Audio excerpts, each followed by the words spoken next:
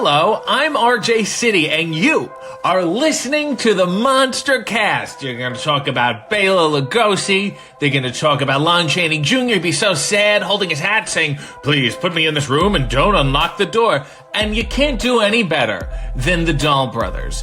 Jack and Ryan, they're brothers, but they're also bros. What? Pardon? Wrestling. Well, who the hell wants to talk about wrestling? These are horror movies. It's a deep genre. It's a smart genre. Fantastic actors. Fantastic cinematography. Wrestling is just sweating and fireworks and bouncy ropes. There's nothing. How can you talk about that every week? All right. Let's see them try. Take it away, you crazy dolls. What's up, you guys? Sean Ross Sapp, Fightful here. You're watching the MonsterCast with Jack and Ryan. A big shout out to those fellas. Good people. Check them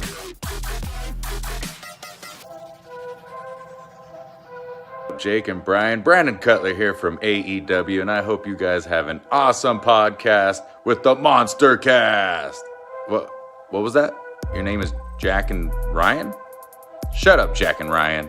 Wrestling podcast? How fucking original. I guess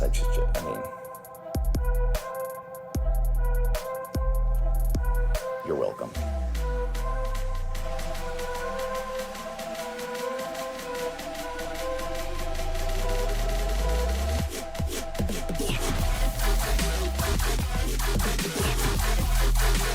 Here's your host of the MonsterCast, the Straight Edge Monster Jack and Ryan.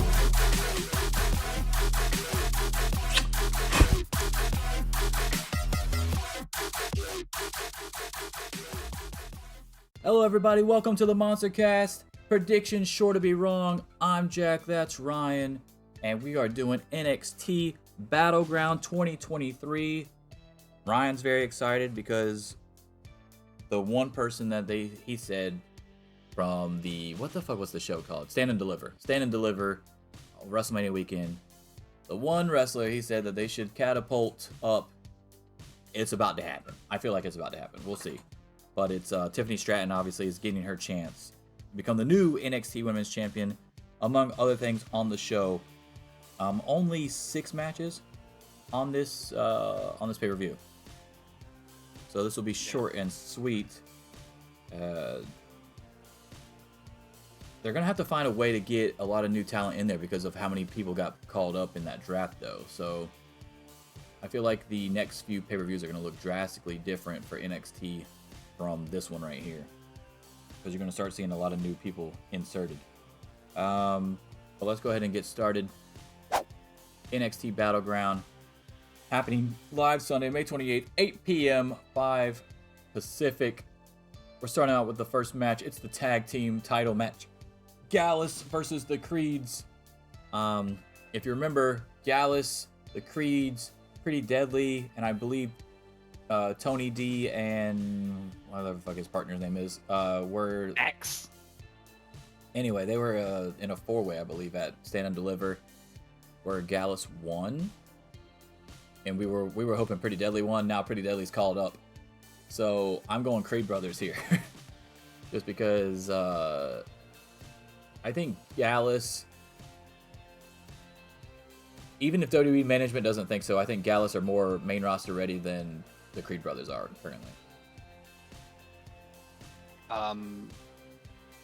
I think that wasn't the whole point of this arc supposed to be that the Tony and Stax team was the one that was supposed to go against Gallus, but then they did that stupid thing where Tony gets taken away at the Stand and Deliver thing.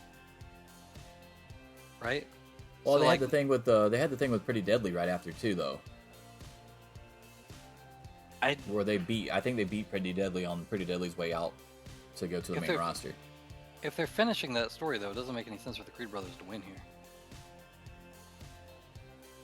What if Tony D cost them the titles? Maybe, but then isn't the whole point that they want to beat them for the titles? I don't know. You would think that in wrestling that you would want to win the world title, or world tag team titles, or whatever title you're going after, a title in general. But this is NXT we're talking about. I'm still gonna say Gallus wins. Oh, we're starting off on different sides here. Nice. Okay, so Ryan's going Gallus. Next up, it's Ilya versus Dijak. Now, this match is probably gonna fucking be awesome. I just don't like the build to it. The build doesn't make any sense to me. But I think the match is gonna be cool as fuck. I don't see. Okay, let's get some things out the way. I love that Dijak's back in NXT. I love that Dijak is back to Dijak, or at least a different version of what he was in NXT to begin with. At least he's not T-Bar. Let's just throw that out there. That's what everybody wanted for a long time. It took way longer than it should have, by the way, because he was just MIA forever. But I still don't think he's winning this match. I think Ilya is the guy they're bringing up, and he's going to be a beast on the main roster if they let him show out like he did in NXT UK. I think this match is going to be good, but I'm going to go Dragunov on this one. Same. I mean, I'd rather Dijak win, but I don't think I think, again, I don't keep up with this product that much, but I'm pretty sure it seems like they're trying to set up Dragunov to be the next person for Hayes, right? So I don't have them having Dijak win this. Well, there's also a rumor that Ilya's getting called up to be a part of the Imperium. So with that rumor floating out there, maybe he loses in Dijak's days so that they can call him up, but I don't know how fast that call up would happen either.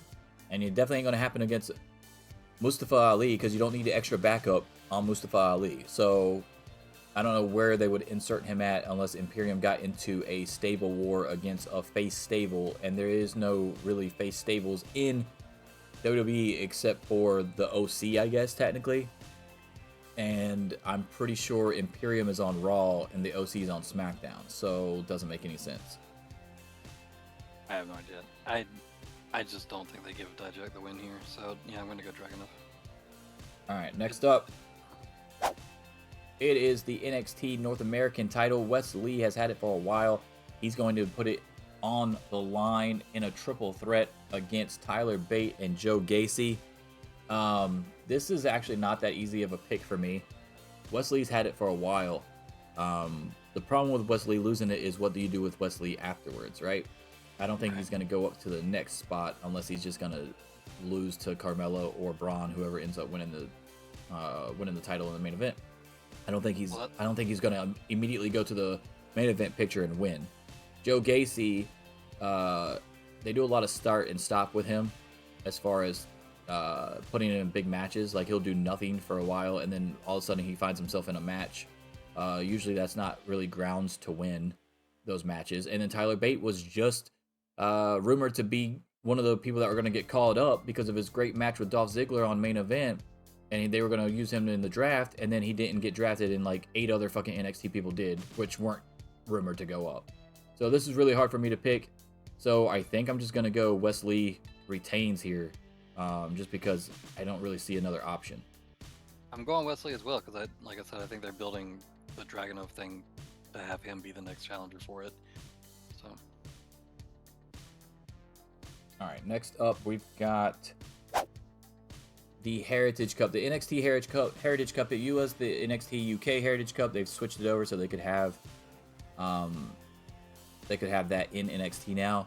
It's Noam Dar putting his Heritage Cup on the line against Dragon Lee. I can't see Dragon Lee still taking L's here. He's been taking L's pretty much since he's come in, which we were not expecting. I think this is the time to do something with him, even though the Heritage Cup is going to be new to the NXT audience. It's still an accolade that you can put under his draft card or whatever the fuck you're going to do whenever he gets called up to the main roster next year or the year after. So I'm going Dragon Lee here for that sole reason. He has taken way too many L's. The same, not just because of that, but also it seems like they literally only remembered that this thing even exists to give Dragon Lee something. Like, why do you even bring this out unless you're trying to give it to somebody else at this point? So, yeah, I think Dragon Lee wins. All right. Next up, it's the new women's championship. Holder will be announced here on NXT Battleground because it was vacated by Indy Hartwell. Obviously, she was drafted, but not only was she drafted, she's also hurt. So she double reasons why she needed to drop it. So she dropped the title, and it became vacated literally weeks after winning the title at Stand and Deliver in the ladder match. That didn't make any sense because Roxanne vacated it, even though Roxanne was in the match. So that was all a clusterfuck. Hopefully this will help us get back on track here. The finals is Lyra Valkyria versus Tiffany Stratton. Ryan has been a proponent of Tiffany Stratton ever since Stand and Deliver. That was his pick to win the ladder match, to win the title. I think I picked Gigi Dolan. They both almost had it, by the way. Those were the two, oh my god, they almost got it moments, and then Indy Hartwell winning it, where you actually believed that they were going to pull it down. I should say the false finish. I think they're high on Valkyria, but I don't think they're going to give her the title right here. I don't think that helps usher in a new era type deal. I think they're looking more for a replacement to Mandy Rose type deal. And Tiffany Stratton's character and look fits that a lot more than Lyra Valkyria. So I'm going Tiffany Stratton to be the new NXT Women's Champion. Yeah, I'm obviously also going Stratton. So.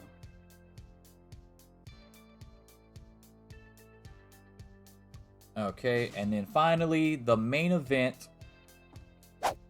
It's the rematch, Carmelo Hayes versus Braun Breaker.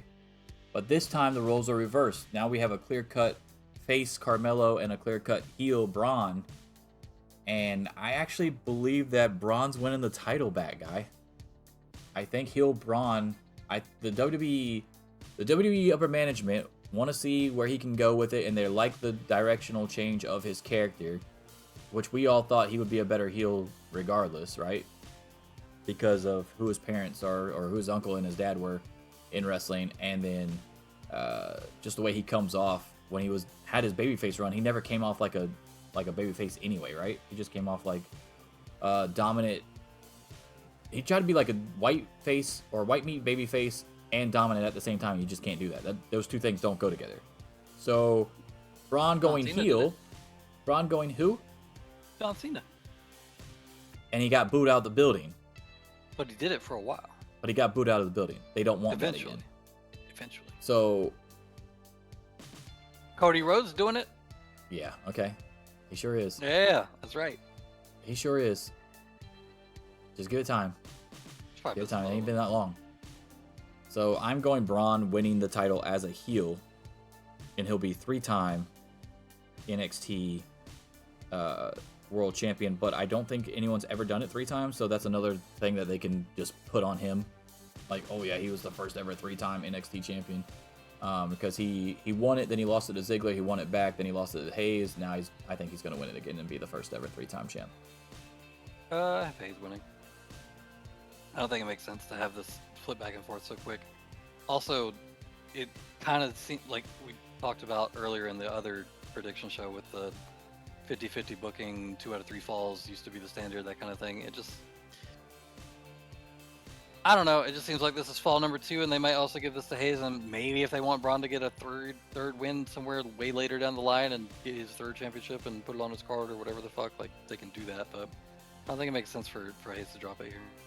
Also, isn't it in? I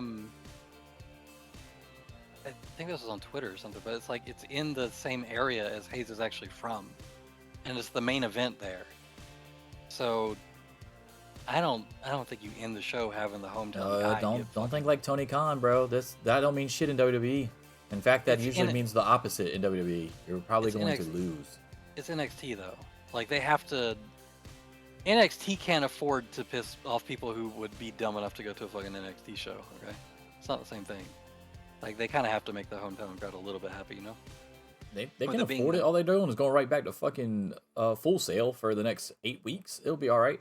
With it being I just mean attendance wise, but with it being the main and everything, and it being his hometown, and it being such a, if he were to lose, it would be such a, I don't know, they're not.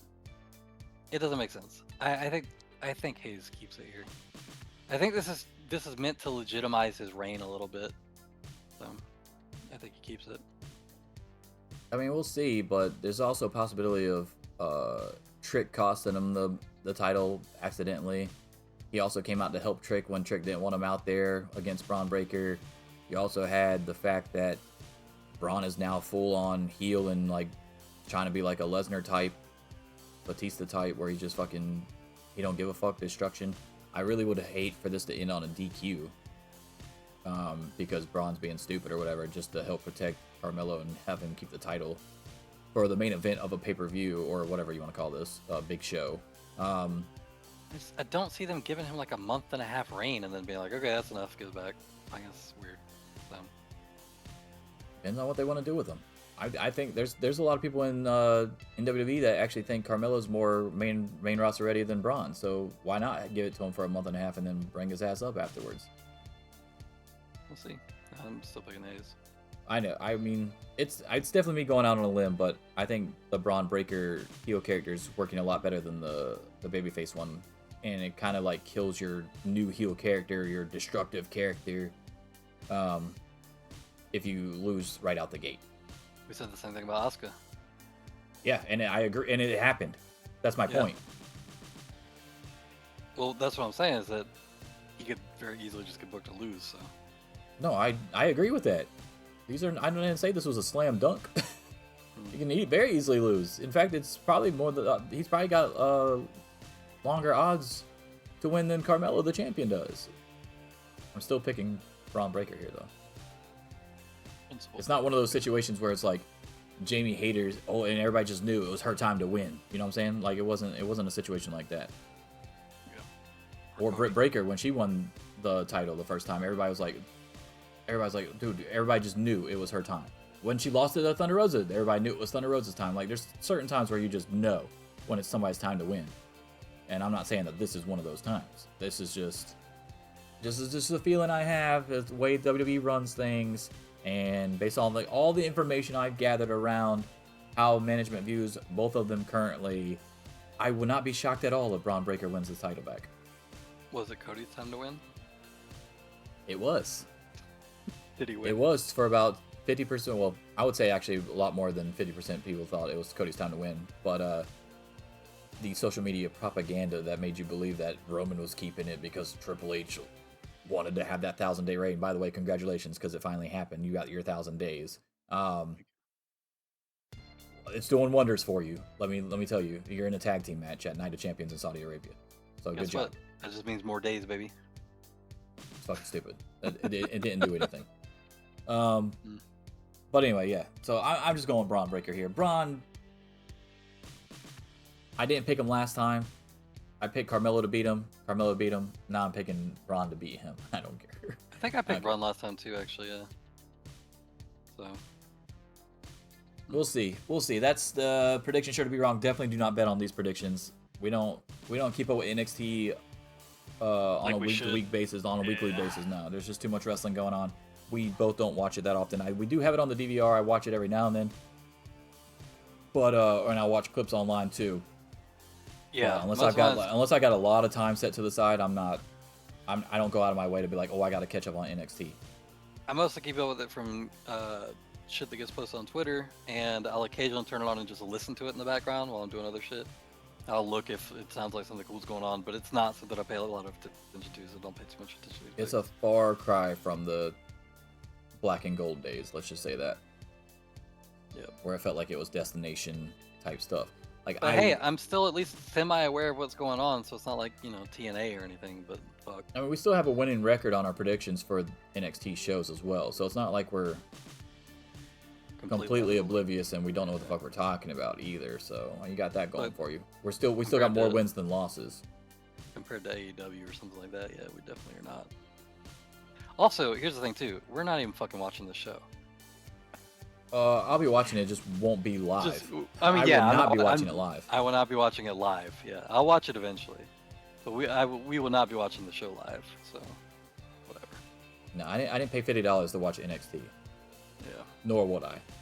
I would pay $5 to watch it. To each their own. If you're looking forward to this show, I hope it turns out to be really good and what you are expecting and lives up to whatever hype you've given it. But to recap, we picked the same on Dragunov, Wes Lee, Dragon Lee, and Tiffany Stratton. And we picked different on the Creed Brothers and Gallus. Ryan went Gallus, I went Creed Brothers, and Ryan went Carmelo Hayes to keep his title, and I went Braun Breaker to be the first ever, I think first ever, I'm pretty sure that's accurate, first ever 3-time NXT World Champion. So we'll see how it plays out. Hope you guys enjoy NXT Battleground. Deuces.